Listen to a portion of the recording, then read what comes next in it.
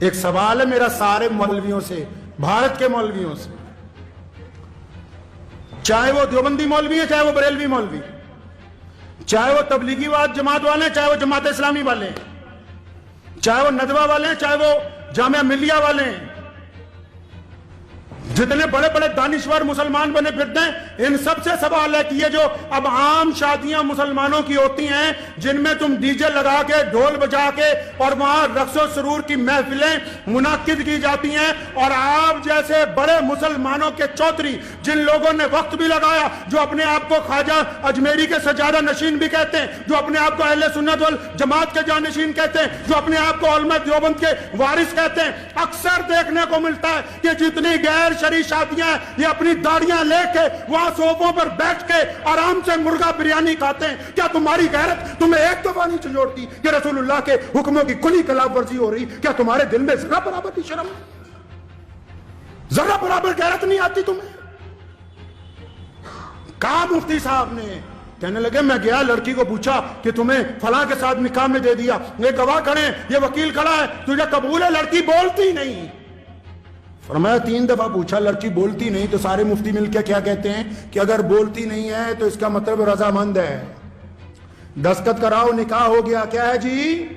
رضامند ہے۔ شریعت نے کہا کہ اگر وہ شرم کی وجہ سے نہیں بولتی تو رضامند ہے، اور اگر رضامند نہ ہوتی تو بغاوت کرتی۔ تو میں ان سے پوچھتا ہوں، تمام لوگوں سے، سارے دینداروں سے، کہ تم جن مجلسوں میں اب جا کے بیٹھتے ہو جہاں گانے چل رہے ہیں، سامنے ڈی جے لگا ہوا ہے، ڈھول بجا کے بارات آ رہی ہے، تمہارے چہرے پہ ناگواری بھی نہیں ہے، تو اس کا مطلب تم رضامند ہو ان کے ساتھ۔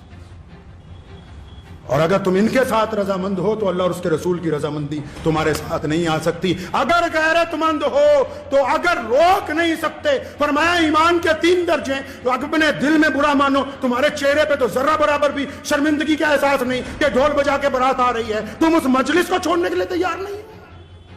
ان چودھریوں کی وجہ سے کہ یہ چندہ نہیں دیں گے، کیا ان کے پل پر مسجدیں اور مدرسے چل رہے ہیں؟ جو گنڈا کرتی ہے اسلام کے نام پر شادیوں میں کرتے ہو، تم ان سے ڈرتے ہو؟ رزق کا وعدہ اللہ نے کیا ہے، انہوں نے نہیں کر رکھا۔ 3 درجے ایمان کے، فرمایا اگر کوئی چیز بری لگے تو دل میں برا مانو، اگر طاقت ہے تو زبان سے کہو، اگر ہاتھ سے روک سکتے ہو تو وہ اول ترین درجہ ہے۔ تو یہ جتنے آپ میں یہ جو بات آج ممبر پہ بیٹھ کے کہہ رہا ہوں، روزانہ پورے ملک میں شادیاں ہو رہی، اور جتنے سرمایہ داروں کی شادیاں جا کے دیکھ لو، یہ جتنے کٹ ملا ہیں یہ ان کے نکاح بھی پڑھا رہے، ان کی بریانیاں بھی کھا رہے، ان کے قورمے بھی کھا رہے۔ اگر تم قوم کی نگہبانی نہیں کرو گے تو یاد رکھو تمہاری حیثیت گڈریے کی ہے۔ اگر ایک بھی کوئی ریوڑ میں سے کوئی چیز ضائع ہو گئی تو گڈریے کو مالک پوچھتا ہے، اللہ تعالیٰ نے ان کو چھوڑ دینا ہے، تمہارا گریبان پکڑ لینا ہے۔ کوئی ضرورت نہیں ایسا نکاح پڑھانے کی جہاں ڈھول بجتے ہو، کوئی ضرورت نہیں ایسے شادی کے اندر جانے کی جنہوں نے ڈی جے لگا کے رکھے ہوں، جو ناچ کے ڈھول بجا کے آ رہے ہوں، ان کے ساتھ شہر کا قاضی چل رہا ہو۔ شرم کے ڈوب مرنے کا مقام ہے ان لوگوں کے لیے۔ اتنی بھی غیرت زندہ